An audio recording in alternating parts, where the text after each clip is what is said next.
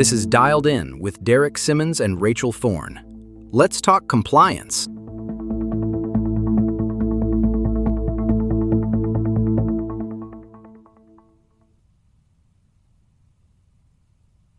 Okay. Hey everyone, welcome back to Dialed In. How you doing today, Derek? Running on coffee and call logs, so, pretty normal. How are you holding up? Same. Today we're hitting 3 things. 1, a quick check-in. 2, the big voice AI misconception, why teams chase connection rates before they even look at conversation quality. And 3, those terrible connection rates and what spam likely is doing to trust. Right, and we've got a special guest, Kevin, the CEO and founder of 2X Solutions, breaking down why a lot of AI calling systems fail before anyone even says hello.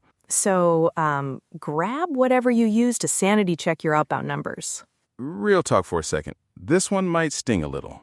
Okay, first up, quick housekeeping and how we're really doing today.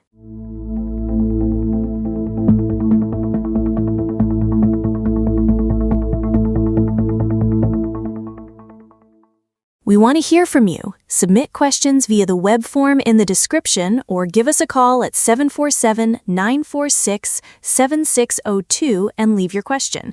Don't be shy. Our AI assistant makes it super easy.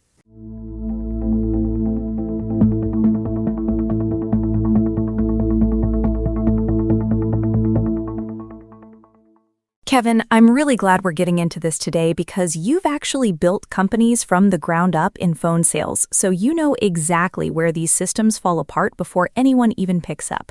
How are you doing today? I'm doing great. Thanks for having me, Rachel. That's wonderful to hear. I really appreciate you being here.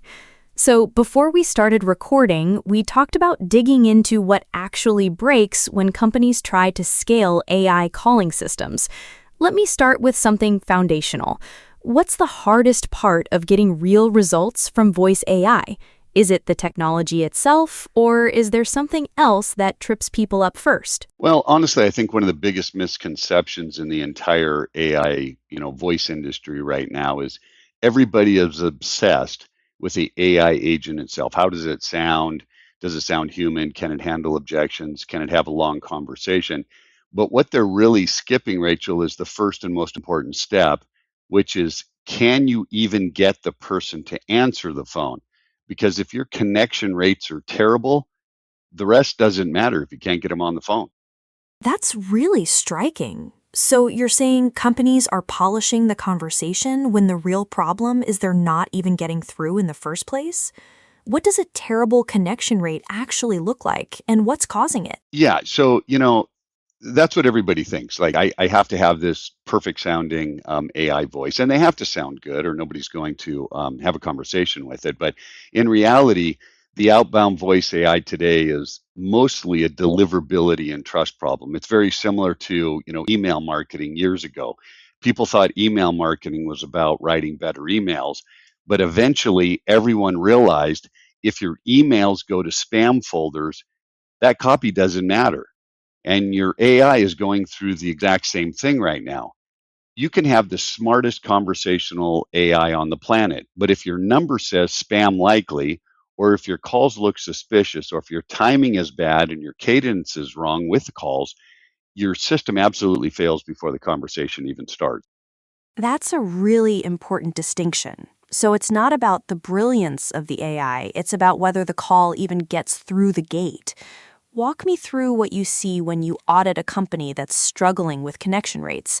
What does their setup typically look like, and what's the first red flag you spot? Well, the first red flag I spot is that they focus on the AI as opposed to focusing on the connection system. At 2X, we realized very early on that connection rates are driven by psychology, number reputation, and sequencing. So we built an entire platform around what we call caller credibility metrics to make sure that a call goes through. So you're building around caller credibility instead of just agent quality?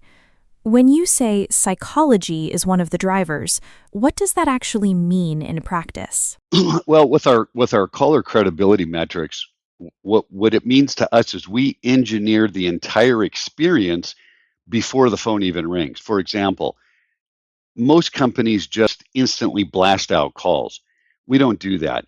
If someone, their customer, a customer of ours, a company of ours, company has a person filling out a form, our system will typically send a very short human style text first. Something like, "Hey, John, this is Sarah with ABC Advisors. I just received your request and I'm going to give you a quick call in a minute." If you do that and the phone rings 10 or 15 seconds later or 30 seconds later, that tiny sequence changes everything psychologically. Now the person recognizes the call, the brain has context, it feels expected instead of random, and that alone can dramatically improve answer rates. So another uh, system that we use is called local presence, where the number that you're calling from is the same local area code. And that helps people trust the number a little bit more. Connection rates go up a little bit more from there. And real time spam remediation on the phone numbers to make sure the number doesn't say spam, which is extremely important. And all of that adds into our caller credibility scores, because if no one picks up the phone, Rachel, then you've accomplished nothing or little with a call because you don't have anybody on the phone. So that text message before the call, that's doing this psychological heavy lifting? How much does that sequence actually move the needle on answer rates compared to just dialing cold? Yeah, absolutely. It's probably one of the biggest things that we see that's going to increase your connection rate, especially with new leads. A new lead comes in, that person really doesn't expect the phone to ring 30 seconds, a minute later. And so adding that text in can really help, where the person puts it together that this call coming in is the call that I'm expecting because of that text. So we'll see answer rates sometimes increase anywhere from 10 to as high as 20% by doing that. But it's very difficult to have people do it, because if they had to send a text out and then wait a minute, make a dial, it's very inefficient, a very inefficient use of their time. So this just really helps out the connection rate and increases your um, call metrics tremendously. That's a significant jump, 10 to 20% just from that context setting text. When a company tries to scale that approach across hundreds or thousands of leads, what tends to break first? Well, if humans are trying to do it, what really breaks is just efficiency, because the person that's dialing wants to click a button and have the phone ring, or an auto dialer is doing it for them. But if you have to leave a text and then wait and then make a phone call and leave a voicemail if they don't pick up, it's just an incredibly ineffective use of anybody's time who's a great salesperson. Why are you paying a salesperson to dial, chase, and leave voice messages when their real job is to help you close business, create revenue? So that's one of the biggest things that we see breaking in companies that don't have a system that can leave the voicemail, that can leave that text, that has uh, the caller metrics to get a phone picked up by their customer. If they don't have all of that built into a system, it becomes very inefficient for their people as a human to be able to do that the correct way. That makes perfect sense. You're essentially freeing up your best people to focus on the actual sales conversation rather than the manual labor of chasing leads. Since you've seen this from both sides, as a business owner and now building these tools, why do you think so many companies still fail when they try to build their own AI calling systems in-house instead of using a platform like yours? It's a great question. I think one of the biggest ones, they think AI calling is a software program, and it's not. It's an operational system. You need the timing strategy. How often should you make those calls? What does that workflow look like? The carrier reputation management, right? Like, can we protect that phone number from spam? The call sequencing. How many calls in a day? How many calls in a month? How many calls in a week? All of those really make a big difference just for somebody to pick up the phone. And then you have things like compliance. there's TCPA compliance. We've spent hundreds of thousands, if not millions of dollars, making sure that the call goes out at the right time of the day for the federal rules. Um, Human transfer logic. Did that person Was that person qualified before we made the transfer? Otherwise, I'm just transferring a bunch of, you know, unqualified people to salespeople who expect to have someone that is slightly qualified. What's the voicemail strategy? Sometimes 50% of the calls that come back are from voicemails. And what does that strategy look like? What's the texting strategy look like within that workflow? And what's the conversational flow engineering?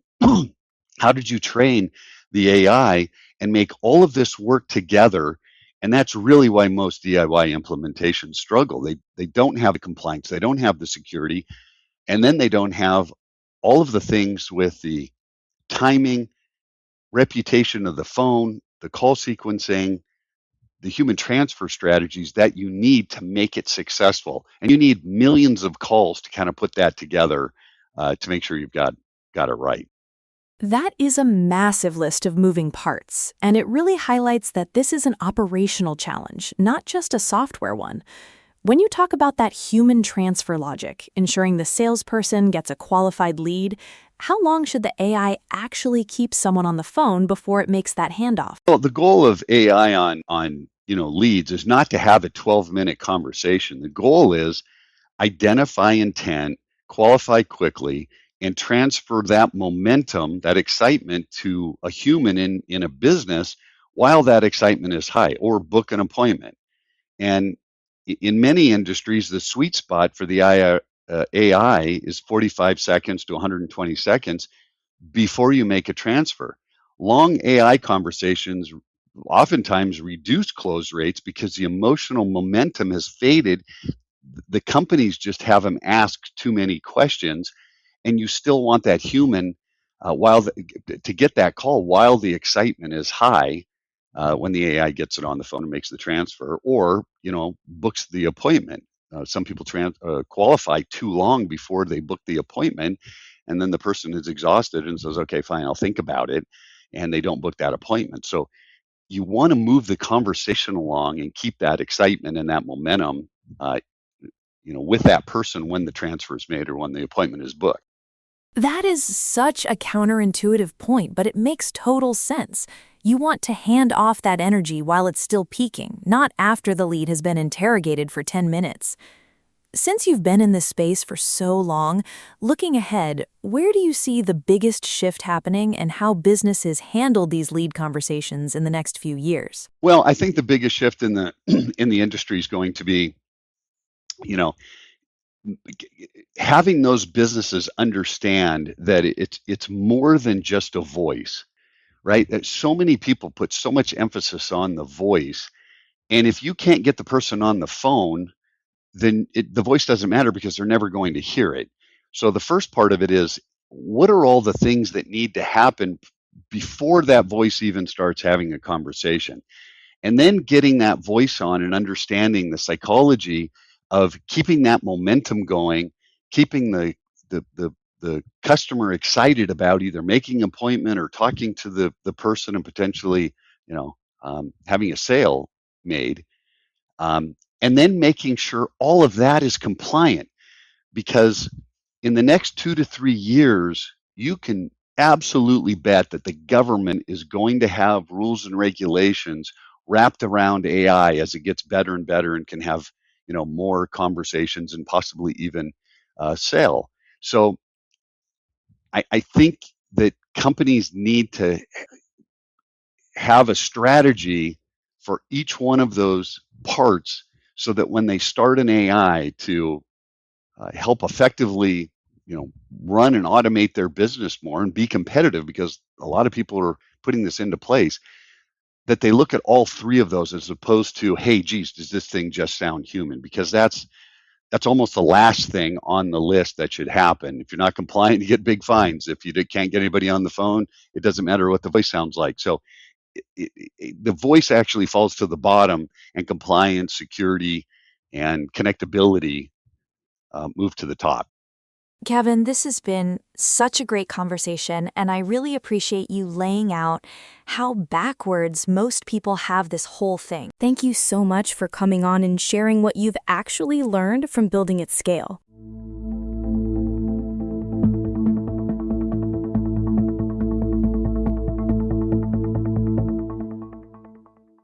Kevin really reframed AI calling failures for me. 3 things stood out. 1, why the DIY approach falls apart. 2, the psychology of that pre-call text.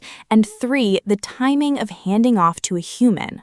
Yeah, on the DIY side, I liked his line that engineering isn't the same as persuasion. You can wire up a dialer, but if you ignore buyer psychology, you end up with those terrible connection rates he talked about.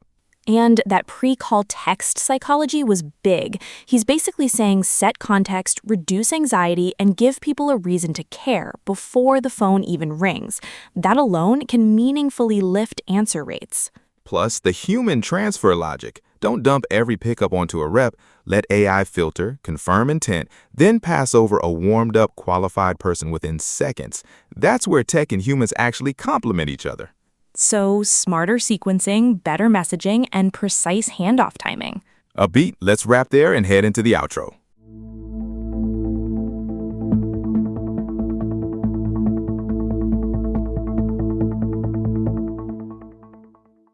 So, if today showed you anything, it's that fixing connection rates comes before obsessing over fancy voice AI polish. That's the system to audit first. Yeah, like if no one picks up, your perfect script is just yelling into the void. Exactly. Hit subscribe, drop a quick review, and share this with your ops or legal team. Thanks for hanging out with us on Dialed In. We'll talk to you next time.